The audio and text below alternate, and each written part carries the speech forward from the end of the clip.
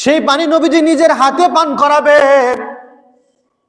এর মাঝখান থেকে নবীজি দেখতে পারবেন ফেরেশতারা, জাহান্নামের ফেরেশতারা কিছু উম্মতদেরকে টেনে হিঁচড়ে জাহান্নামের দিকে নিয়ে যাচ্ছে। নবীজি ডাক দিয়ে বলবেন, ও ফেরেশতারা, তোমরা আমার উম্মতদেরকে জাহান্নামের দিকে কেন নিয়ে যাচ্ছ?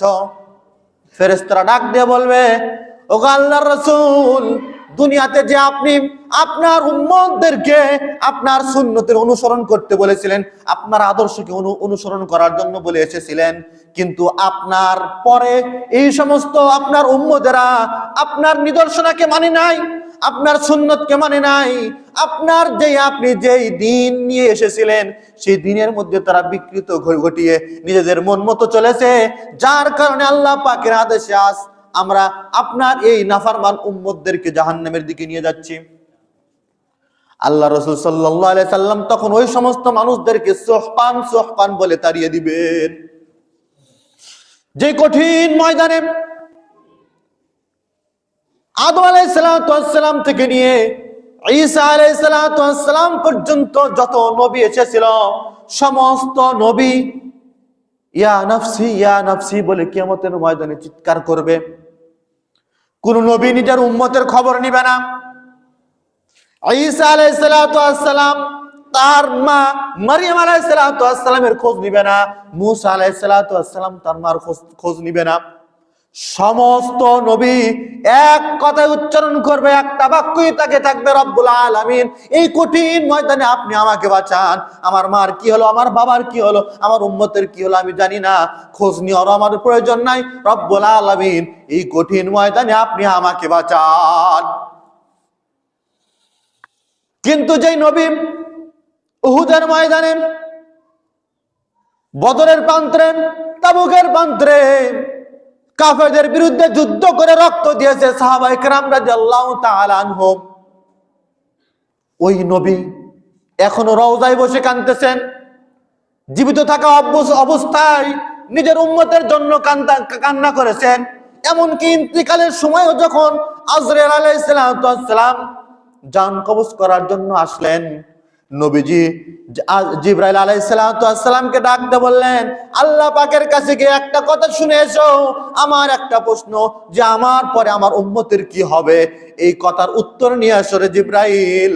জিবরাইল আলাইহিস সালাম আল্লাহ পাকের কাছ থেকে উত্তর নিয়ে এসে নবীজিকে জানিয়ে দিলেন, ওগো আল্লাহর হাবিব, আপনার পরে আপনার উম্মতের দায়িত্ব আল্লাহ পাক তিনি নিজেই নিয়ে নেবেন। কোন উম্মতের? যে উম্মত নবীর আদর্শকে না মানে তাদের। যে উম্মত নবীজির আদর্শ, নবীজিকে দিয়ে পাঠানো যেই দিন কায়েমের কথা বলবে, দিন কায়েমের কে চেষ্টা করবে, নবীজির আদর্শকে নিজের মধ্যে, নিজের সংসারে, রাষ্ট্রের সমাজে বাস্তবায়নের জন্য চেষ্টা করবে, নবীজির পরে ওই সমস্ত উম্মতের দায়িত্ব আল্লাহ পাক নিজে নিয়ে নিয়েছেন, কোন নাফরমানদের জন্য নয়। আল্লাহ রাব্বুল আলামিন বদরের প্রান্তরে সাহাবী ছিল মাত্র 13 জন, 313 জন। কাফেরদের সম্প্রদায় ছিল অনেক বড়। তাবুকের প্রান্তরে, মুতার প্রান্তরে সাহাবায়ে কেরাম রাদিয়াল্লাহু তাআলা আনহুমদের সংখ্যা কম, কিন্তু কাফেরদের সংখ্যা বেশি হওয়া সত্ত্বেও ওই সমস্ত সাহাবায়ে কেরাম রাদিয়াল্লাহু তাআলা আনহুমদেরকে আল্লাহ রাব্বুল আলামিন আসমান থেকে ফেরেশতা পাঠিয়ে তাদেরকে সাহায্য সহযোগিতা করেছেন। কি করেছেন? কাদেরকে দিয়ে? ফেরেশতাদেরকে দিয়ে সাহায্য করিয়েছেন। কারণ কি? তারা সংখ্যায় অল্প হলেও আল্লাহ পাকের উপর যে তাওয়াক্কুল রাখা দরকার, সেই তাওয়াক্কুল রেখে কাফেরদের বিরুদ্ধে রবের সন্তুষ্টির জন্য জিহাদের ময়দানে তারা উপস্থিত ছিল। নিজেদেরকে বীর বাহাদুর প্রকাশ করার জন্য নয়, মুজাহিদ বলে নিজের নাম প্রকাশ করার জন্য নয়, একমাত্র আল্লাহর দ্বীন প্রতিষ্ঠার জন্য, আল্লাহর সন্তুষ্টির জন্য এই কাফেরদের বিরুদ্ধে সব সময় তরবারি নিয়ে উপস্থিত ছিলেন। বর্তমান সময়ে মুসলমানের সংখ্যা কম না বেশি? এরপরেও আমরা মুসলমান কেন কাফেরদের হাতে মার খাই?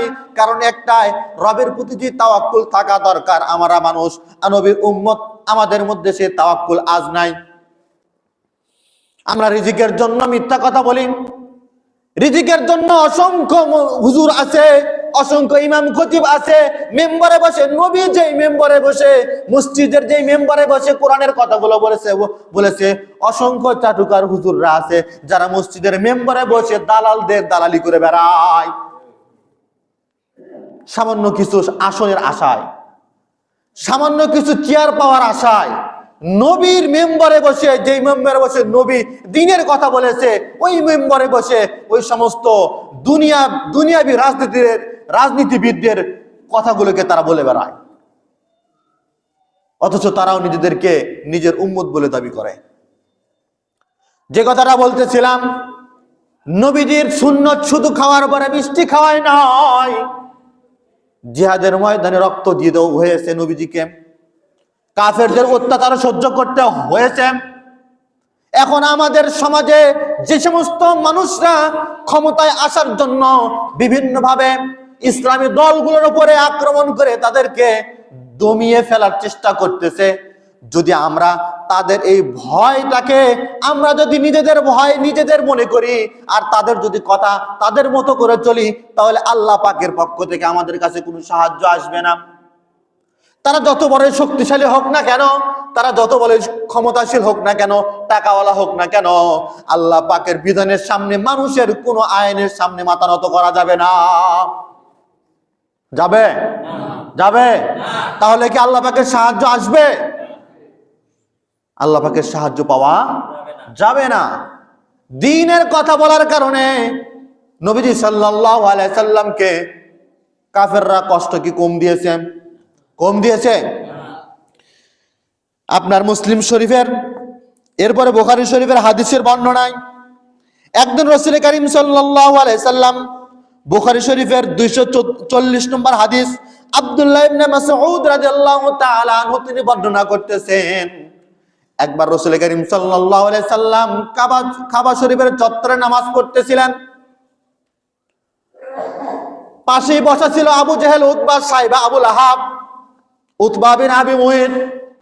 কাফেরের গোষ্ঠীরা এক পাশে বসা ছিল কাবা শরীফের, আর রাসূল করিম সাল্লাল্লাহু আলাইহি ওয়াসাল্লাম কাবা শরীফের চত্বরে নামাজ পড়তেছিলেন, নামাজের জন্য দাঁড়িয়ে গেলেন। তখন কাফেরদের মধ্য থেকে একজন ডাক দিয়ে বলল, তোমাদের মধ্যে কেউ কি আছো অমুক গোত্রের যে উটের নারী ভুঁড়িগুলো আছে, পচা নারী ভুঁড়ি রক্ত নিয়ে এসে মুহাম্মাদের ঘাড়ের উপরে দিতে পারবে কে? এই কথা বলার সঙ্গে সঙ্গে জাহান্নামের কীট আব্দুল্লাহ বিন আবি মুঈত সঙ্গে সঙ্গে দাঁড়িয়ে গেছে, নেতার কথায় দাঁড়িয়ে গেছে, আমি পারবো। আব্দুল্লাহ বিন আবি মুঈত সঙ্গে সঙ্গে দৌড়, ওই গোত্রে গিয়ে উটের যে পচা নারী ভুঁড়ি আছে সব কিছু নিয়ে এসে রাসূল করিম সাল্লাল্লাহু আলাইহি সাল্লাম যখন সিজদায় চলে গেছেন, উটের ওই পচা নারী ভুঁড়ি রাসূল করিম সাল্লাল্লাহু আলাইহি সাল্লামের ঘাড়ের উপরে দিয়ে দিয়েছে। এই আব্দুল্লাহ বিন আবি মুঈত যখন ঈমান আনে, সে তো অন্তরে ঈমান আনে নাই, মুখে মুখে ঈমান এনেছিল, সে ছিল মুনাফিক।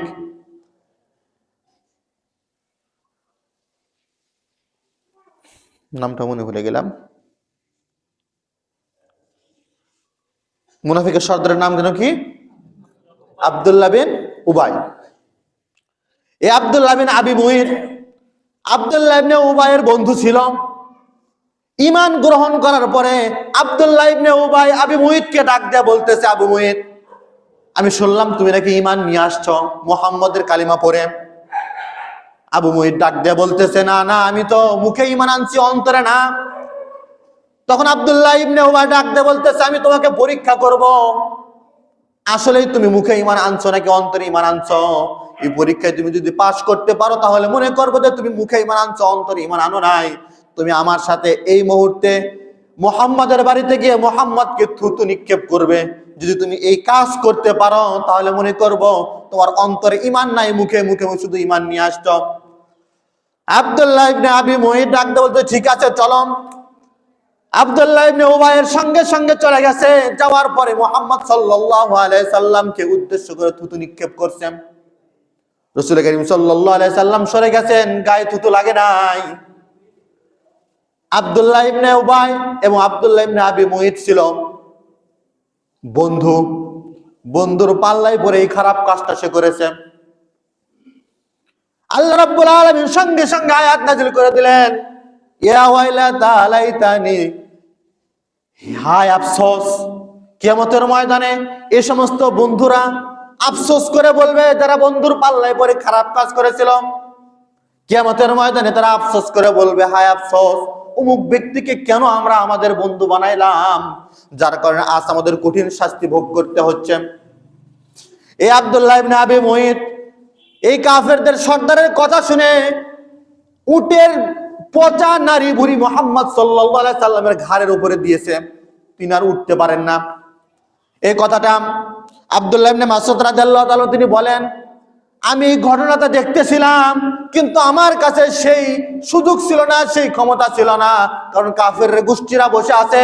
সঙ্গে সঙ্গে ফাতিমা রাদিয়াল্লাহু তাআলা আনহাকে খবর দিলাম, তিনি সঙ্গে সঙ্গে এসে দৌড়ে এসে বাবার পিঠের উপর থেকে ওই পচা নারী ঘুরি তুলে নিলেন। এরপরে নামাজ শেষ করে মুহাম্মদ সাল্লাল্লাহু আলাইহি ওয়াসাল্লাম আল্লাহ পাকের কাছে হাত উঠিয়ে এই সমস্ত কাফেরদের একটা একটা করে নাম ধরে তাদের বিরুদ্ধে বদদোয়া করলেন। বদরের যুদ্ধে এই সমস্ত কাফেরদের লাশ কূপের মধ্যে পাওয়া গেছে, কূপের ভেতরে। বদরের যুদ্ধের পরে এই সমস্ত কাফেরদেরকে সাহাবায়ে কেরাম রাদিয়াল্লাহু তাআলা আনহুম জাহান্নামের মধ্যে পাঠিয়ে দিয়ে তাদের মরা দেহগুলোকে কূপের মধ্যে নিক্ষেপ করা হয়েছিল। নবীজি নিজে কষ্ট করেছেন এই দিন প্রচারের জন্য। এই দিন প্রচার এখনো পর্যন্ত যারা সঠিকভাবে নবীর দেখানো পথেই যারা দিন প্রচার করতেছে, এখনো পর্যন্ত সমাজের ক্ষমতাশীলরা ওই সমস্ত মানুষদেরকে বাধা দেওয়ার চক্রান্ত করেই যাচ্ছে। যাচ্ছে কিনা?